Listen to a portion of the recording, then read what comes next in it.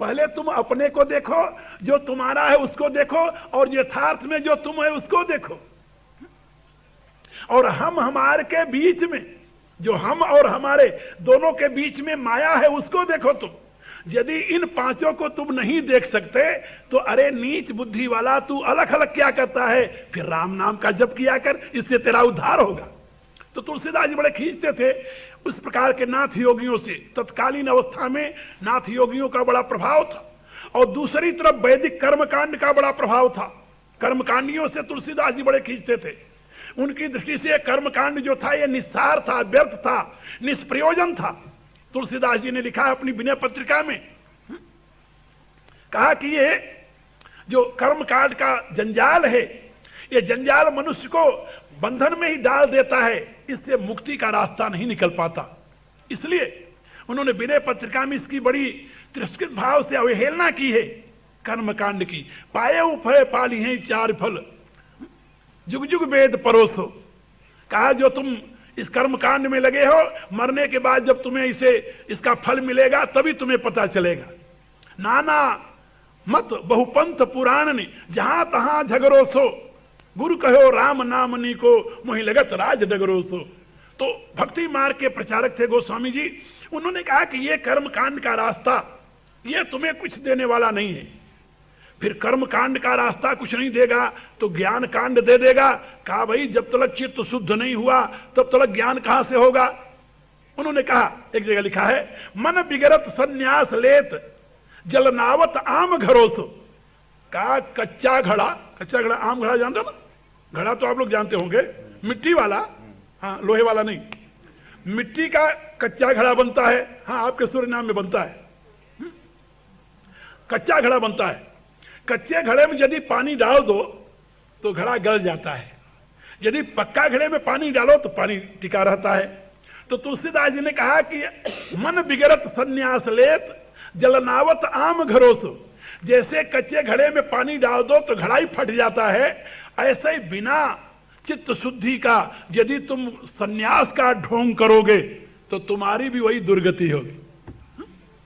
इसलिए उन्होंने कहा यह मार्ग भी ठीक नहीं, ज्ञान मार्ग ठीक है। बोले है तो सही, वेद प्रतिपादित है इसलिए गलत नहीं हो सकता, लेकिन उसकी साधना करने वाले तुम कितने लोग हो? बात सही कही, बड़ा मुश्किल मार्ग है।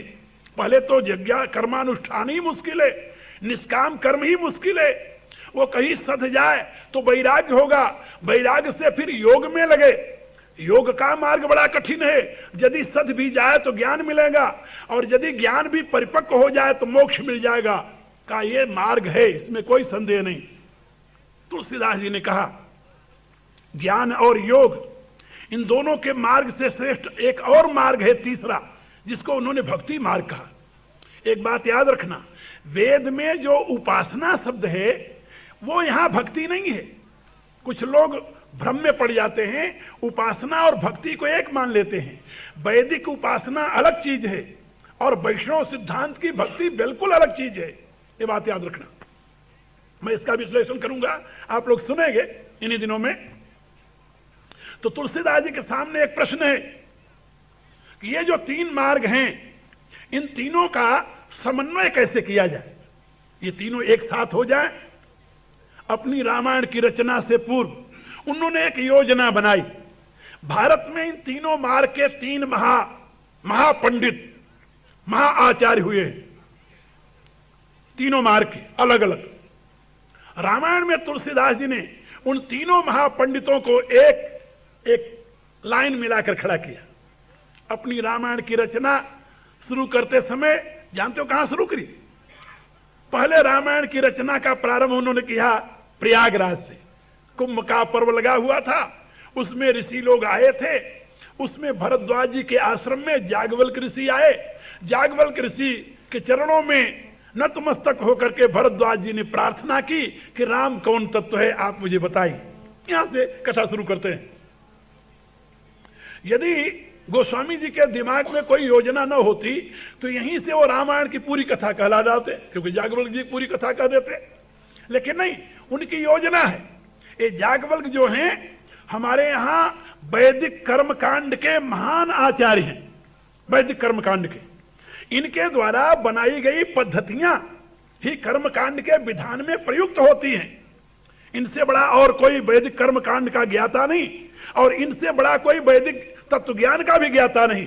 याज्ञवल्क्य बृहदारण्यक उपनिषद इनके ज्ञान से ही भरा हुआ है।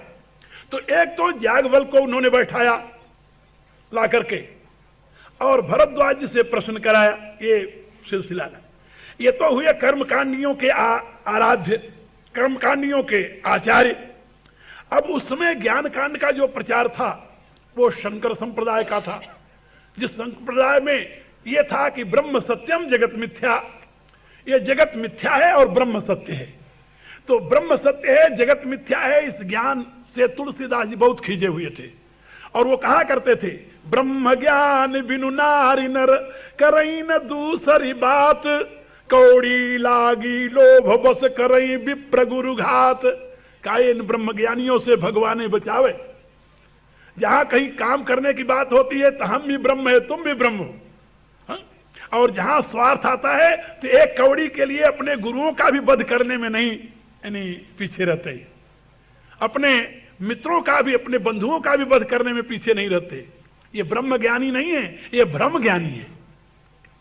तुलसीदास जी ने उस ब्रह्म ज्ञान का जो महान आचार्य शंकर, कौन है? भगवान शंकर।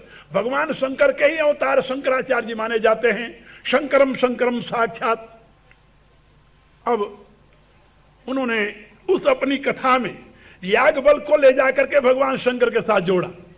याज्ञवल्क्य से जब भरद्वाज जी ने कहा कि राम कौन है आप मुझे बताइए, तो याज्ञवल्क्य जी ने अपनी डायरेक्ट राम की कथा न कहने से कहकर उन्होंने क्या कहा? भरद्वाज जी, ऐसे ही संशय की न भवानी महादेव तब कहा बखानी।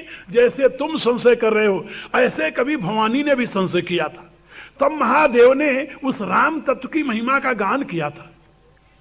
अब ये सुनकर के तो महाराज महादेव ने क्या बताया था? अब महादेव की कथा शुरू हो गई। अब महादेव की कथा में पूरा महादेव का विवाह सब कुछ करके अब वहां पर एक योजना बनाई कि महादेव की परम प्रिया भगवती उमा स्वयं साक्षात विद्या स्वरूपिणी भगवती या देवी सर्वभूतेषु विद्या रूपेण संस्थिता नमस्तस्यै नमस्तस्यै नमस्तस्यै नमो नमः, वह जगदम्बा स्वयं भगवान शंकर के बगल में बैठकर पूछने लगी, भगवान तुम पुण्य राम राम दिन राती सादर जपऊ अनंगय राती, राम सो अवध नृपति सुत सोई कि अज अगुण अलख गति कोई। आप भी राम राम रातों दिन जपते रहते हैं प्रभु। वो राम वही अयोध्या के पुत्र, अयोध्या के नरेश दशरथ के पुत्र ही हैं या कोई और दूसरा अलख राम है? भगवान शंकर मुस्कुराए। के लंबी कथा है, उसमें भगवान शंकर ने कहा कि जैसे तुम मुझसे प्रश्न कर रही हो ऐसे ही प्रश्न विहंगपति, ऐसे प्रश्न विहंगपति की न कागसन जाई। जैसे तुम मुझसे पूछ रही हो कि राम कौन है, ऐसे बृहंगपति जो गरुण हैं उन्होंने भी जाकर के कागभूषुंडी से पूछा था। कागभूषुंडी से बोले हाँ, पार्वती को एक और संदेह हो गया। कहा महाराज विहंगपति गरुण? बोले हाँ हाँ गरुण। अब उनको हैरानी हुई, गरुण महाज्ञानी गुण राशि हरि सेवक अति निकट निवासी, सो कहीं है तू कागसन जाई सुनी कथा मुनि निकर बिहाई। कहा भगवान गरुण तो भगवान श्री हरि के वाहन है, सदैव उनके साथ रहते हैं, और उस गरुण को मोह कैसे हो गया? वो गरुण ने जाकर के उस काग से कैसे कथा सुनी? क्योंकि पक्षियों में सर्वश्रेष्ठ पक्षी गरुण और पक्षियों में सबसे नीच पक्षी काग है? यही तो ऋषि ने शाप दिया था, सठ सपक्ष तव हृदय विशाला सपदि हो पंछी चंडाला। तो पंछियों में चांडाल कौन? कहा काग जी। और कहा पक्षियों में श्रेष्ठ कौन? कहा गरुण। गरुण का दर्शन करके लोग भगवान का दर्शन मानते हैं, आप लोग भी जानते होंगे। हाँ, हमारे यहां किसी काम में यदि चलो रास्ते में गरुड़ पक्षी का दर्शन हो जाए नीलकंठ जिसे कहते हैं, तो लोग कहते हैं वाह, अब तो हमारा काम ही पूरा हो गया। तो गरुड़ का दर्शन भगवान का दर्शन माना जाता है, इतना पुण्य है उसके दर्शन का। और काग का दर्शन, कहीं रास्ते में चलो शुभ काम में कौआ सामने आ जाए तो सर्वनाश हो जाए। हाँ, तो कहा कि चांडाल पक्षी काग के पास जाकर गरुड़ ने कैसे कथा सुन ली और मुनियों को त्याग करके। कहा यही तो रहस्य है, यही रहस्य की बात है। अब ये गरुड़ कौन है जानते हो? ये भक्ति के परमाचार्य। जहां पर वैदिक सिद्धांत में कर्म के बाद उपासना है, उपासना के बाद ज्ञान है, लेकिन वहां पर तुलसी की रामायण में यह क्रम आप नहीं पाएंगे। यहां पर तुलसी ने पहले कर्म कांडी, कर्म के आचार्य और कर्म के आधार जागवल जी को बैठाया और कर्म से धर्म और धर्म से ज्ञान की पूर्ति करते हुए भगवान शंकर को लाकर बैठा दिया। अब शंकर ज्ञान के स्वरूप हैं, लेकिन शंकर से भी परे, उस ज्ञान से भी परे भक्ति की प्रतिष्ठा करने के लिए शंकर स्वयं जाकर के भुशुंडी के सत्संग में बैठते हैं और उनसे कथा सुनते हैं। आप जरा देखिए, भवानी ने यह पूछा कि बात तो ठीक है, चलो गरुड़ जी चले गए भुशुंडी की कथा सुनने, लेकिन तुम के ही भांति सुना मद नारी, कहू सो मोहियति कौतुक भारी। हे मद नारी, आप तो कामदेव को भस्म करने वाले हो प्रभु, आप तो ज्ञान की ज्योति हो, ज्ञान स्वरूप हो, आपको क्या गर्ज पड़ी थी कि आपने जाकर भुशुंडी की यहां कथा सुनी? भगवान शंकर ने मुस्कुराते हुए उसका उत्तर दिया। कहा देवी, प्रथम दक्ष गृह तब अवतारा, सती नाम तब रहा तुम्हारा, यक्ष यज्ञ तब भा अपमाना, तुम तही है तु तजे तह प्राणा। पहले जन्म में तुम्हारा दक्ष के यहां अवतार हुआ था, तब तुम्हारा सती नाम था। दक्ष के यज्ञ में तुम्हारा अपमान हुआ, तूने वहां पर प्राण त्याग दिया। फिर दुखी भयऊ वियोग प्रिय तोरे, फिर तुम्हारे वियोग से मैं दुखी हो गया। और दुखी व्यक्ति को सुख कहां मिलता है, शांति कहां मिलती है? दुखी व्यक्ति को सुख और शांति कहां मिलती है? कहा भगवान के चरित्र में, भगवान की कथा में। कहा उस समय मैंने जाकर के भुशुंडी के आश्रम में कुछ काल तक निवास किया। कैसे निवास किया? हंस के रूप में, वहां पर हंस शरीर धारण करके मैं निवास किया और भुशुंडी से कथा सुनी, और सुन करके फिर मैं आया। भगवान शंकर ने ये कहानी पार्वती को सुनाई। अब मैं आप लोगों को बताने जा रहा था कि पहले शुरू में कर्म, फिर ज्ञान, और फिर उपासना नहीं, फिर भक्ति है। क्योंकि जो उपासना है, उपासना कर्म में ही समाहित हो जाती है। यदि कर्म उपासना युक्त नहीं होगा तो ज्ञान का कारण नहीं बनेगा। यदि कर्म उपासना युक्त नहीं होगा तो ज्ञान में कारण नहीं बन सकता। यदि कर्म कामना युक्त होगा तो भोग में कारण बनेगा, अज्ञान में कारण बनेगा, वो धर्म नहीं हो सकता। इसलिए गोस्वामी जी ने उपासना को, वैदिक उपासना को कर्म के साथ ही समाहित कर दिया, और जगह जगह पर उन्होंने इसका निर्देश किया है।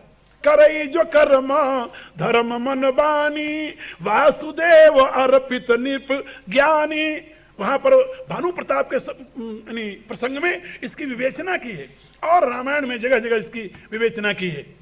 यानी भगवान के अनन्य चरणानुरागी जिस भक्ति की चाह रखते हैं, जिस भक्ति का अनुष्ठान करते हैं, वह भक्ति उपासना नहीं है, वह ज्ञान की चेरी नहीं है।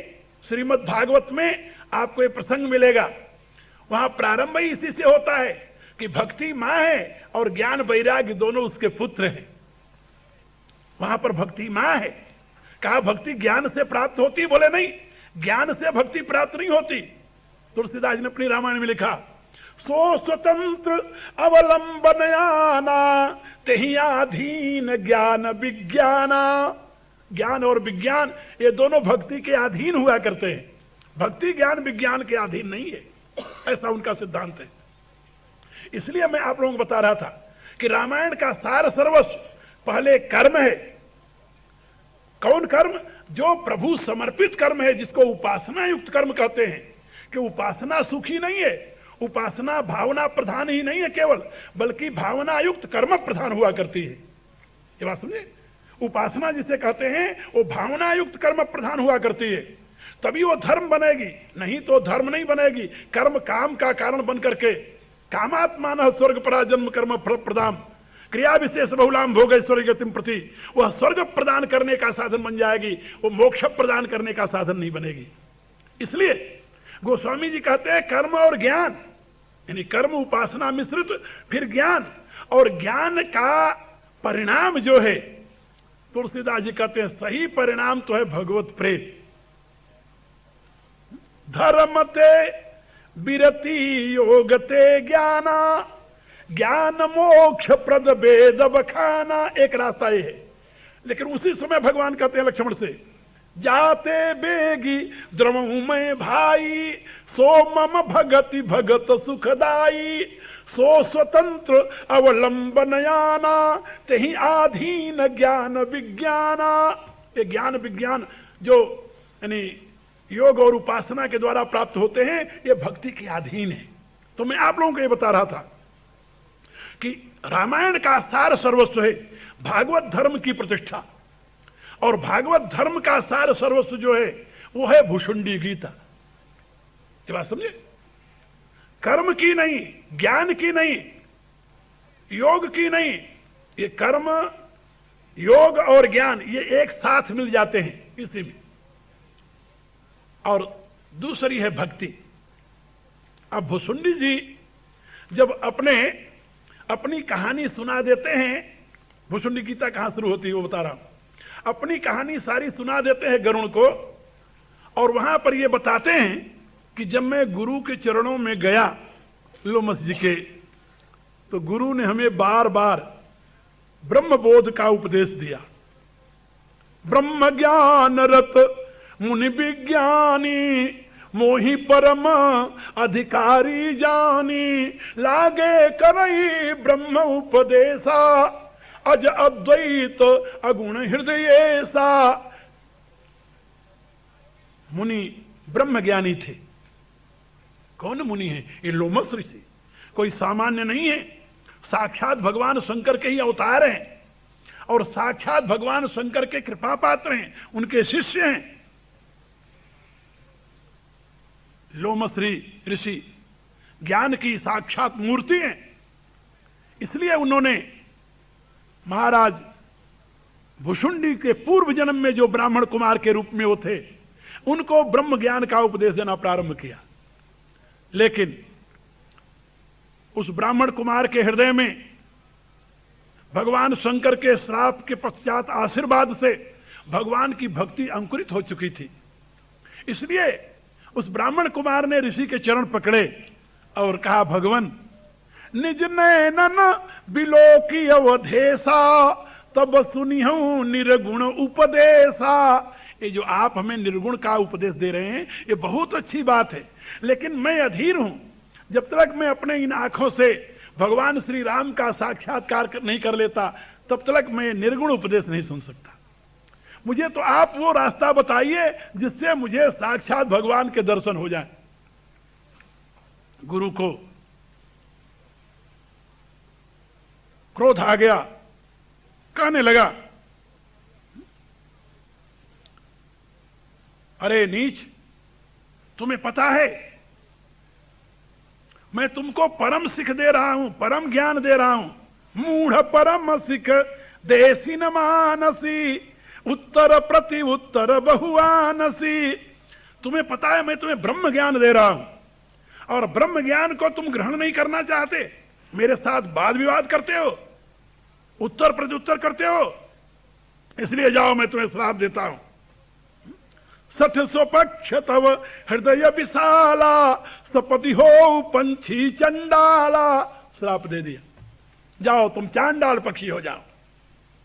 भुषुंडी जी कहते हैं, भगवान लीन साप में शीस चढ़ाई, नहीं कछु भय न दीनता आई, मैं मुनि के श्राप को सिरोधार्य कर लिया। मेरे को न तो कोई भय लगा और न तो दैन्य आया मेरे में। दीनता क्यों आवे? जो भगवान के अनन्य चरणानुरागी, उनके जीवन में दीनता के लिए स्थान नहीं होती। और भय क्यों आवे? अब यहां पर पार्वती को एक शंका हो गया। पार्वती ने कहा, भगवान उस ब्राह्मण कुमार को अकारण मुनि ने श्राप दे दिया। बोले अकारण दे दिया? अरे कहा तो ब्राह्मण कुमार ने क्यों नहीं श्राप दिया? श्राप के बदले में वो भी श्राप दे सकता था। कहा नहीं देवी, नहीं, ऐसा नहीं किया। क्यों नहीं किया? आगे कह रहे हैं, सुनो तो पहले पूरी कथा। भुसुंडी जी क्या कहते हैं? तुरत भयऊ में काग, तब पुनि मुनि पद सिर नाई, सुमिरी राम रघुवंश मणि, हर्षित चले उड़ाई। कहा मैं तुरंत काग बन गया। फिर काग बनने के पश्चात भी मुनि के चरणों में प्रणाम किया। कहा जो क्रोध दे, श्राप दे, ब्राह्मण से चांडाल बना दे, उसके चरणों में प्रणाम करे। बोले यही तो भक्ति है। और भक्ति किसे कहते हैं? पुनि मुनि पद सिर नाई, मुनि के चरणों में प्रणाम किया। सुमिरी राम रघुवंश मणि, मैंने समझा मेरे प्रभु मेरी परीक्षा ले रहे हैं। हर्षित चले हूं उड़ाए, प्रसन्नता के साथ मैं उड़ करके चल दिया। पार्वती ने कहा कि भगवान श्राप के बदले में श्राप क्यों नहीं दिया? भगवान शंकर समझा रहे हैं, उमा जे राम चरण रत, विगत काम मद क्रोध, निज प्रभु में देखई जगत, कासन करई विरोध। काहे उमा, जो प्रभु के चरणों के अनुरागी हैं, वो सारी सृष्टि को ब्रह्म में देखते हैं, राम में देखते हैं, प्रभु में देखते हैं, अपने इष्ट में देखते हैं। वो किससे विरोध करें? जब कोई शत्रु हो तब तो उसे साप देना, जब उनका कोई दुश्मन हो तब तो उसका अहित चाहे। जो सर्वरूप में अपने प्रभु को देख रहा है वह किसको साप देगा? किससे दुश्मनी करेगा? किससे विरोध करेगा? यही भक्त की तो महिमा है। ज्ञानी को क्रोध आ जाता है, भक्त को क्रोध नहीं आता। ज्ञानी श्राप दे सकता है, भक्त श्राप नहीं देता। ज्ञानी किसी का अहित कर सकता है, भक्त से कभी किसी का अहित नहीं होता। कहा भक्त का लक्षण क्या है? का परोपकार बचन मन काया, मन से, वचन से, कर्म से सदैव दूसरे का कल्याण करना। संत सहज स्वभाव खगराया, यह संत का सह स्वभाव होता है, भक्त का सह स्वभाव होता है। इसलिए भुसुंडी जी चल पड़े। अब जब देखा ऋषि ने कि इसको तो न तो आमर्ष हुआ, न रोष हुआ, न इसने कुछ कहा, बल्कि प्रणाम करके जा रहा है, वहां पर गरुण जी को भी शंका हो गई। गरुण जी ने कहा भगवान? बोले हाँ। अरे कहा ऋषि ने तो बड़ा अन्याय किया। कहा ऋषि ने क्या अन्याय किया? कहा वो आपको श्राप दे दिए। कहा ना ना, ऋषि के ऐसा नहीं कहना, वो मेरे गुरु हैं। कहा गुरु श्राप दे दे तब भी पूज्य होता है? बोले आप क्या समझते हो? गुरु श्राप कब देता है जानते हो? कहा कब देता है? कहा सुनऊ तात नहीं कछु ऋषि दूषण, उर प्रेरक रघुवंश विभूषण। कहा गुरु का क्या दोष? गुरु तो कृपा के समुद्र होते हैं। वो तो रघुवंश विभूषण ने उनको प्रेरित किया कि जरा श्राप देकर देख तो ये अधिकारी भी है कि नहीं। कहा उन्होंने श्राप दे दिया। भुसुंडी जी की बात सुनकर के गरुण जी ने कहा फिर तो आपके रघुवंश विभूषण बड़े कठोर हैं, बड़े कठोर हैं। इतने निर्दयी, इतना निर्दयी यदि भगवान है तो ऐसे भगवान की क्या जरूरत है? भुसुंडी जी कहते हैं नहीं तात, फिर आप गलती कर रहे हो। कहा प्रभु निर्दयी नहीं है। कहा फिर? कहा कृपा सिंधु, वो तो कृपा के समुद्र हैं। कहा इसमें कौन सी कृपा रखी हुई थी कि तुम्हें ब्राह्मण कुमार से चांडाल पक्षी बना दिया? भुसुंडी जी क्या कहते हैं? कहा कृपा सिंधु मुनि मति करी भोरी, लीनी प्रेम परीक्षा मोरी। कहा कृपा सिंधु ने मुनि की मति को भ्रमित कर दिया मेरे प्रेम की परीक्षा लेने के लिए। एक बात याद रखो, भगवान को मुक्ति देना सरल है, लेकिन भक्ति देना बड़ी कठिन है। नहीं देते भगवान सीधे से। क्यों नहीं देते जानते हो? इसलिए कि भक्ति में भगवान को अपने को देना पड़ता है। भक्ति में भगवान को अपने को देना पड़ता है। एक पद मैंने लिखा है भक्त समर्पण क्या करते हैं, भगवान समर्पित होते हैं। भक्त क्या समर्पित करेगा, भक्त के पास क्या है समर्पण करने का। आप जरा सोचो, आप कहो मैं अपना समर्पण कर रहा हूं, क्या समर्पण करो भैया? आपके हाड़ मांस को जरूरत है परमात्मा को? कहा वो भी नहीं। वो भी तुम्हारा है? नहीं नहीं, तुम्हारा वो भी तो नहीं है, वो तो पंचमहाभूतों का है। वो पंचमहाभूत तुम्हारे से बने हैं या तुम्हारे बाप दादों ने बनाया? कहा दोनों ने नहीं बनाया। कहा फिर किसके? कहा वो भी भगवान के। कहा अपना कुछ है, धन तुम्हारा है? नहीं, वो भी पंचमहाभूतों का है। अरे जो सृष्टि है सब पंचमहाभूतों का है, उसमें तुम्हारा अपना कुछ नहीं है। तुम क्या भगवान को देते हो? केवल जब कहते हो कि हे भगवान मैं तुम्हें समर्पित हूं, इसका अभिप्राय तुम केवल अपने अहम को भगवान को देते हो। तो अहम तुम्हारा कौन इतना शुद्ध है कि भगवान लेकर तृप्त हो जाएगा उससे?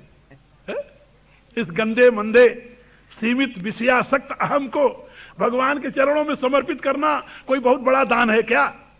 कहा ये तो कुछ नहीं है। कहा फिर तुम क्या देते हो? लेकिन जिस दिन तुम अपने अहम को भगवान को समर्पित कर देते हो, उस दिन भगवान तुम्हारा हो जाता है।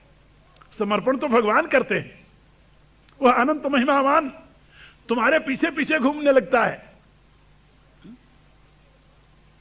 आप जरा सोचिए, भगवान कितने दयालु हैं, कितने कृपालु हैं, जो भक्त के पीछे स्वयं घूमते हैं। पीछे पीछे हर फिरे कहत कबीर कबीर, कबीरदास जी ने लिखा है। इसलिए भुषुंडी जी ने कहा कि मेरे प्रभु कृपा के समुद्र हैं, कृपा सिंधु मुनिमति करि भोरी, लीनी प्रेम परीक्षा मोरी। कहा फिर क्या हुआ? कहा फिर गुरु को ये समझ में आ गया कि मैं सही में पात्र हूं। अब आप ये भी देखिए कि महाराज यानी परमर्षि जो ज्ञान के साकार प्रतिमूर्ति, ऐसे लोमस जी उस ब्राह्मण कुमार को ब्रह्म ज्ञान तो देना चाहे, लेकिन भक्ति का रहस्य नहीं बरता है। भक्ति के रहस्य का पात्र उसे कब समझा? जब श्राप दे करके उसे चांडाल योनि में पहुंचा दिया, और तब भी उसको जब आमर्ष नहीं हुआ, तब भी उसको क्रोध नहीं आया, तब भी उसमें भगवान के प्रति निष्ठा नहीं गई, तब उन्होंने कहा कि हाँ बिल्कुल ठीक, अब यह सही पात्र है। तो कृपा सिंधु मोहिलीन बुलाई, फिर मुनि ने हमको अपने पास बुला लिया। और उस समय मेरे ऊपर कृपा करके हर्षित राम मंत्र मोहि दीना, फिर उन्होंने राम मंत्र की दीक्षा दी। और फिर बालक रूप राम कर ध्याना, करन कहु मोहि कृपा निधाना। फिर मुने भगवान के बालक रूप के ध्यान की विधि बताई, और विधि बता करके आशीर्वाद दे करके मुनि मह कछुक काल तह राखा, मुनि मोहि कछुक काल तह राखा, रामचरित मानस तब भाखा। और फिर उन्होंने मुझे अपने पास कुछ दिनों तक रखा, और रख करके फिर मुझे रामचरितमानस की कथा बताई, एक रहस्य बताया, और उसके पश्चात मुझे विदा किया। मुनि की करुणा हुई पश्चात, परीक्षा के बाद। अब स्थिति क्या बनी? भुषुंडी जी की यह बात सुन करके गरुड़ जी के हृदय में एक बहुत बड़ी आशंका पैदा हो गई। ये क्या?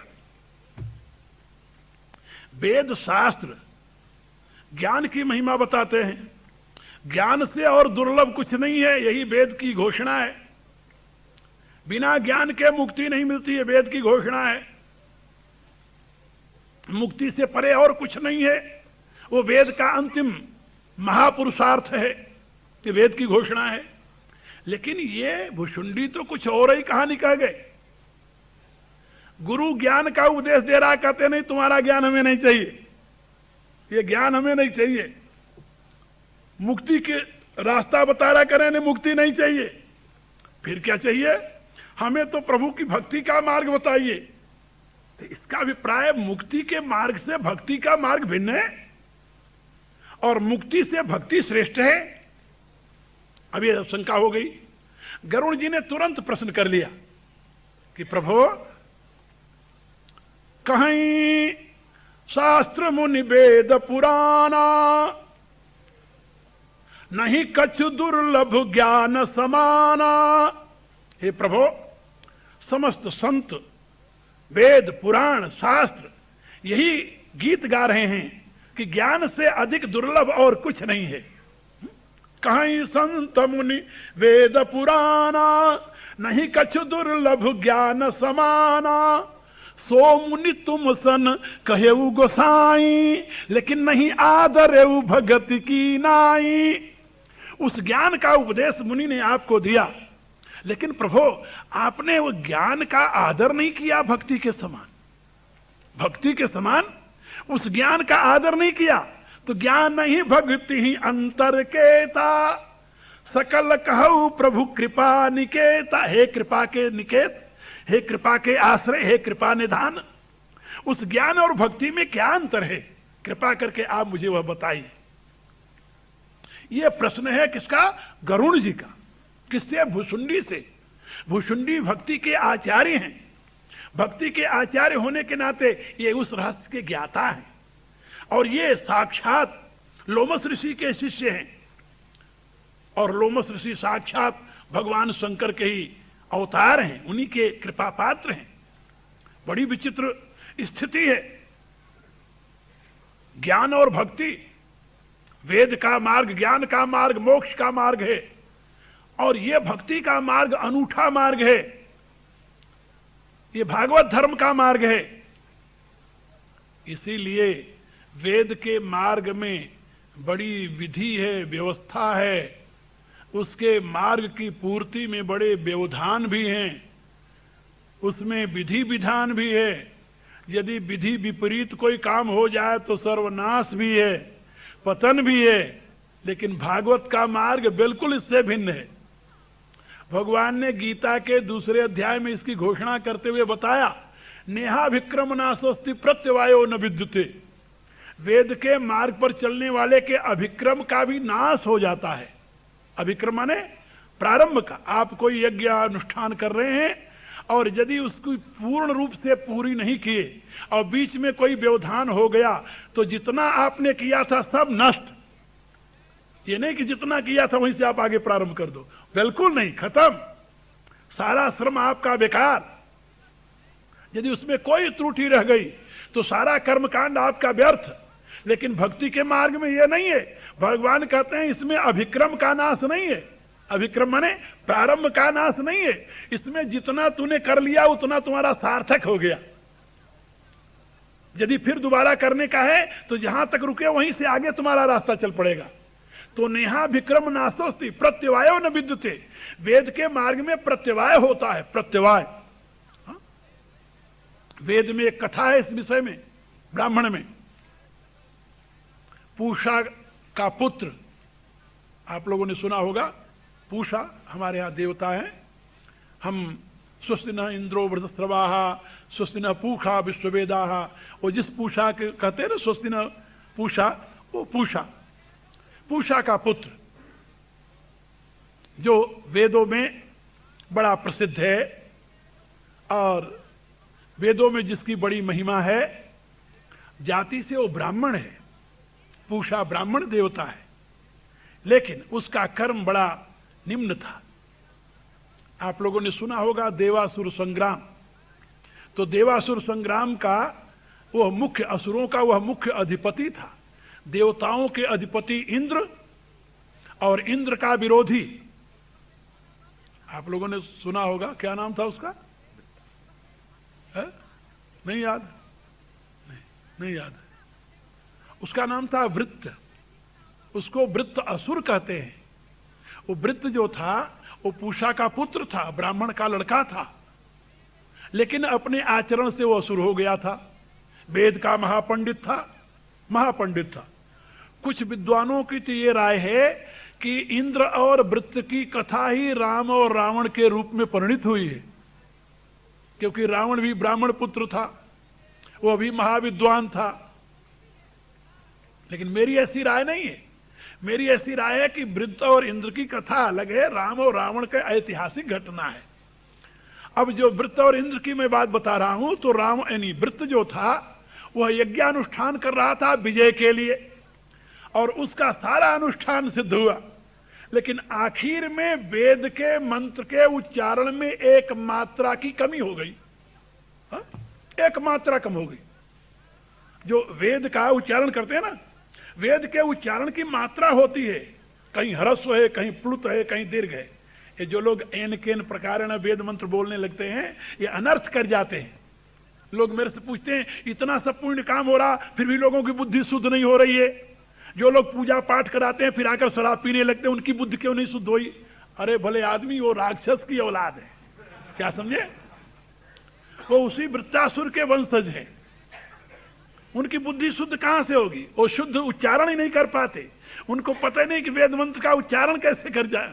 विश्वामित्र तो यही किया था, उसने जब वेद मंत्र का उच्चारण किया तो एक मात्रा कम रह गया, और वो कहने जा रहा था कि वृत्तासुर के शत्रु का नाश हो, इतना कह करके स्वाहा ऐसा आहुति डालनी थी। और उसने ये नहीं कहा, वो मात्रा की कमी हो जाने पर उसका अर्थ हो गया वृत्तासुर शत्रु का नाश हो, वृत्रासुर के खत्म हो गया। हा? और वृत्रासुर शत्रु का नाश हो, स्वाहा उसी का नाश हो गया अपने नाश में कारण बन गया। तो वेद के मंत्र का गलत उच्चारण से यह परिणाम हुआ। इसको क्या कहते हैं? प्रत्यवाय। प्रत्यवाय माने उल्टा फल। तो भगवान गीता में कहते हैं कि यह कर्मकांड का रास्ता खतरनाक है, इसमें यदि विघ्न पड़ जाए तो रास्ता खत्म हो जाए, और यदि विघ्न पड़ जाए तो उल्टा परिणाम भी दे देता है।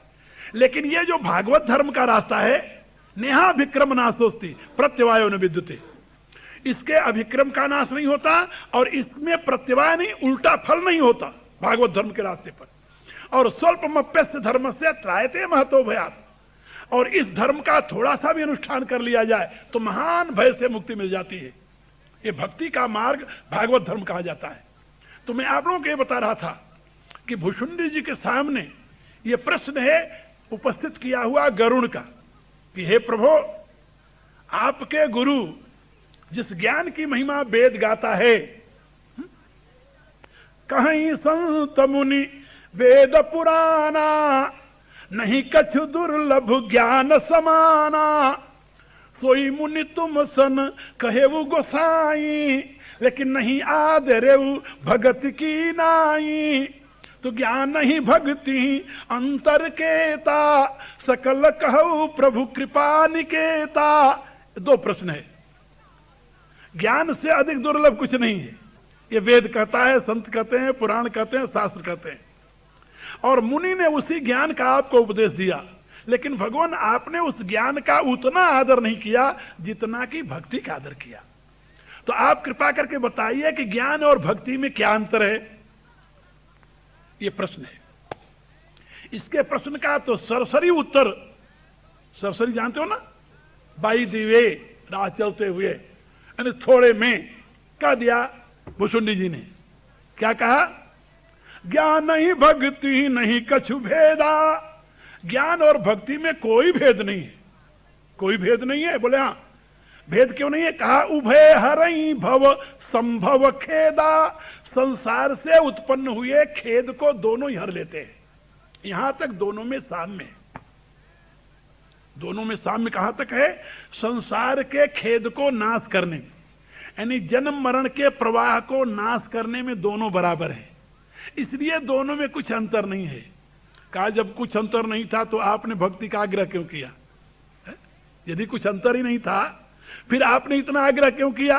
फिर आप अपनी दुरावस्था को क्यों पहुंचे उसके आग्रह से?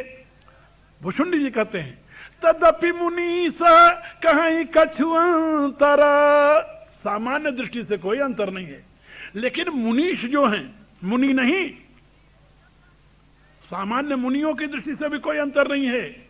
तदपि मुनीस कहीं कछु अंतर, ये सामान्य मुनियों की बात नहीं है, सामान्य ज्ञानियों के समझ की बात नहीं है। जो मुनियों के भी ईश हैं, जो महाज्ञानी हैं, वो इसमें कुछ अंतर बताते हैं। तदपि कहीं मुनि श्लोक कहते हैं इसमें कुछ अंतर है। सावधान सौ सुनु विहंगवर, हे विहंगवर, हे पक्षियों में श्रेष्ठ गरुण, उस अंतर को सावधान होकर के तुम सुनो। अवधान कहते हैं बुद्धि को, अवधान माने बुद्धि, सावधान माने बुद्धि सहित होकर, विवेक सहित होकर। यदि तुम विवेक युक्त नहीं हुए तो ये बात तुम्हारे समझ में नहीं आने की। ये बहुत गंभीर बात है, और उस गंभीर बात को कहने के लिए गंभीर श्रोता की जरूरत होती है। श्रोता तीन प्रकार के होते हैं, एक श्रोता, दूसरे सोता, तीसरे श्रोता। श्रोता जानते हो ना? हाँ, एक तो होते हैं श्रोता जो सही में श्रोता है, और श्रोता के लक्षण क्या है जानते हो? श्रोता सुमति सुशील सुचि कथा रसिक हरिदास, इतने 5 गुण होते हैं श्रोता में। श्रोता सुमति हो, सुशील हो, पवित्र हो, कथा का प्रेमी हो और भगवान का भक्त हो। यदि ये 5 गुण हैं तो है श्रोता। और यदि ये नहीं है तो व्याख्यान करने वाला व्याख्यान कर रहा है और सुनने वाला सो रहा है, उसको कहते हैं सोता। सोता माने सोने वाला। ये सोता क्यों जानते हो? हाँ, वो कहा कि जब सत्संग में आदमी जाता है, जैसे आप सुन रहे थे, हमारे दिव्य भारती जी ने भी कहा और ब्रह्मदेव जी ने भी, सत्संग की बड़ी महिमा है, क्योंकि सत्संग में जाते पाप दूर हो जाता है। सत्संग में जाओ पाप दूर हो जाएगा। तो जब आदमी सत्संग में जाने लगता है तो उसका पाप रोने लगता है कि जितनी देर ये सत्संग में रहेगा उतनी देर मुझे दूर बैठना पड़ेगा। हाँ? पाप की छोटी बहन है, छोटी बहन बहुत प्यार करती भाइयों को, बाई गॉड बहुत प्यार करती हो। अब जो अपने बड़े भाई को रोता हुआ देखती है तो पूछती है, भैया तुम क्यों रो रहे हो? कहा, ये जा रहा सत्संग में, जितनी देर सत्संग में रहेगा उतनी देर तक हमें दूर रहना पड़ेगा। वो कहती, आप ना घबराओ, मैं आपकी मदद करूंगी। कहा, कैसे करेगी? अरे कहा, जब सत्संग सुनेगा तब तो दूर रहोगे आप। हम इसे सुनने ही नहीं देंगे। अरे कहा, तो तुम क्या करोगी? कहा, जहां ये बैठा हुआ था मैं इसके सर पर सवार हुई। तो पाप कहता कि मैं कैसे समझूंगा कि तू इसके सर पर आ गई, क्योंकि मैं तो दूर बैठा रहूंगा। तो उसने कहा निद्रा ने कि मैं तुम्हें इशारा करूंगी। हा? इसलिए सोने वाला क्या करता है?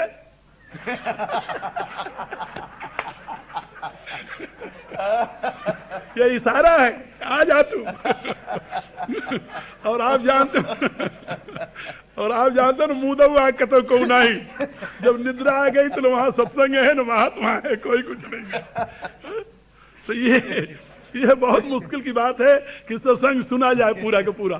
तो वो होते हैं सोता, और तीसरे होते हैं श्रोता। वो कतर कतर सुनते जाएंगे, कतर कतर काटते जाएंगे। जो उनके पसंद की बात नहीं कहेंगे, ये तो ठीक नहीं कह दी, जो पसंद में समझ में आ गए, कहा ये तो ठीक है। तो वो कतरनी लेकर के वो श्रोता जैसे काटता है ना, सुपारी काटने वाला, जानते होंगे आप लोग, ऐसे श्रोता होते हैं। तो यहां पर भुसुंडी जी कहते हैं कि तुम श्रोता बनो।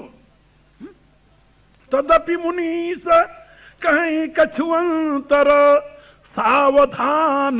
सावधान, सावधान माने हाँ अटेंशन, सावधान। अटेंशन कहने से वो सावधान वाला मतलब नहीं आता। अवधान पूरा का पूरा उसके साथ हो जाए श्रोता के। अवधान कहते हैं वृत्तियों को, अवधान कहते हैं बुद्धि वृत्तियों को। ये बात समझे? इसीलिए हमारे यहां एक साधना है, उसको अवधान साधना कहते हैं। अवधान साधना में अवधानी होते हैं, दशावधानी शतावधानी तक होते हैं लोग। ये बात समझे? बहुत बड़ी साधना है। हमारा एक संप्रदाय है, जैन संप्रदाय। उस संप्रदाय में साधना बहुत प्रचलित है और बड़ी उपयोगी साधना है। मैंने भी इसे किया है। और उस साधना का परिणाम क्या होता है, उसका प्रयोजन क्या होता है अवधान साधना का? उसमें एक व्यक्ति बैठा हुआ है अवधान वाला, उससे 10 व्यक्ति एक साथ प्रश्न करें, 10 व्यक्ति 20 व्यक्ति, यानी यहां तक जो शतावधानी होते हैं ना, उनके लिए 100 व्यक्ति एक साथ 100 प्रश्न करते हैं। 100 प्रश्न कर दिया तो उनको बार बार पूछना नहीं पड़ता। वो जब अपना उत्तर देने लगेंगे तो उसी क्रम से, जैसे लोगों ने प्रश्न किया है उसी क्रम से दोबारा बिना पूछे एक एक प्रश्नों का उत्तर दे देंगे, 100 प्रश्नों का उत्तर दे देंगे। वो शतावधानी होते हैं। 10 प्रश्नों का सुन करके उत्तर दे दे, वो दशावधानी होता है। इस प्रकार से उनकी स्थिति होती है। तो बुद्धि वृत्ति होती है, उसको सजग करते हैं। जैसे कंप्यूटर में एकदम यानी बात घुल जाती है ना, ऐसे उनका दिमाग कंप्यूटराइज हो जाता है उस समय, उसको अवधानी कहते हैं।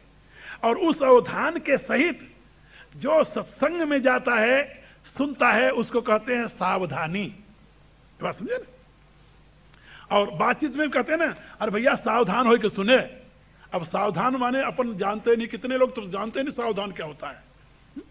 लेकिन यहां पर भुषुंडी जी गरुण ऐसे श्रोता को, यानी किसी ज्ञानी को आप कह दो जरा सावधानी से मेरी बात सुनना, वो बुरा मान जाएगा। आप क्या समझते हो मैं मूर्ख हूं? आप क्या समझते हो मैं अज्ञानी हूं? क्या आप समझते हो मेरी बुद्धि ठिकाने नहीं है? लेकिन नहीं, आप सोचिए, गरुण ऐसे ज्ञानी को, गरुण के लिए तुलसीदास ने क्या लिखा जानते हो? गरुण महाज्ञानी गुण राशि। वो महाज्ञानी है और गुण का समुद्र है। हरि सेवक अति निकट निवासी, परमात्मा के अनन्य चरणानुरागी, उनके चरणों में सदा रहते हैं। ऐसे गरुड़ को भुषुंडी जी क्या कह रहे हैं? ज्ञान नहीं भक्ति नहीं कछु भेदा, उभय हरई भव संभव खेदा, तदपि मुनीस कहीं कछु अंतर। लेकिन फिर भी उसमें मुनीस लोग कुछ अंतर बताते हैं, और जो अंतर है वो सबके समझ में नहीं आने वाला। इसलिए सावधान सो सुनु विहंगवर, हे विहंगवर, उसे सावधान होकर सुनिए। एक छोटी सी बात नहीं है। आजकल मैं बहुत वर्षों से रामायण कहना छोड़ दिया है, कहता नहीं। अब केवल मैं शिष्यों को रामायण पढ़ाता हूं, नहीं समाज में कभी कहता नहीं। मैं यहां जब आया तो मुझे पता चला कि भुषुंडी गीता पर 3 दिन बोलना है। अरे मैंने कहा यार वेद पर बोलते, शास्त्र पर बोलते, भुषुंडी गीता क्यों ले लिया?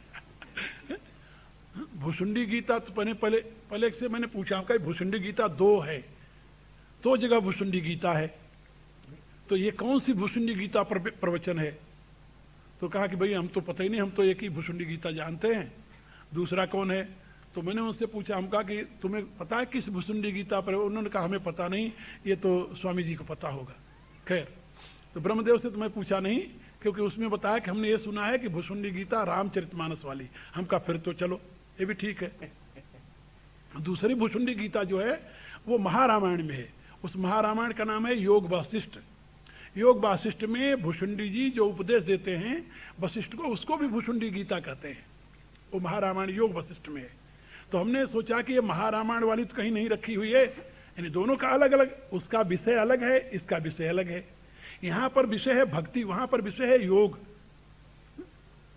और वो योग का विषय बड़ा गंभीर है, ये भक्ति का विषय उससे भी गंभीर है। लेकिन मेरी ऐसी राय है, मैं तुलसीदास जी की इन महाज्ञानमयी कथाओं को क्यों कहना छोड़ दिया, इसके पीछे एक रहस्य था।